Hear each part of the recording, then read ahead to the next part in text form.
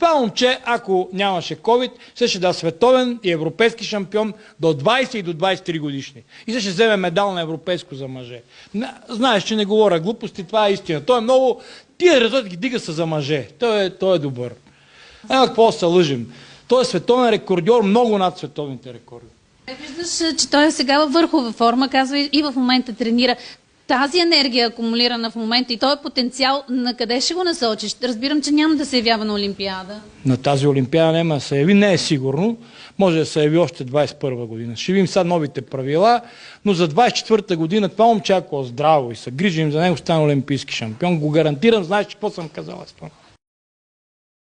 Слушайте се, Карлос е най-добрият спортист в момента в България от всички спортове. Той е единственият, който може да вземе медал на Олимпиада, такава системата, без да се напъне. Той стане олимпийски шампион, ако иде. Друг няма такъв.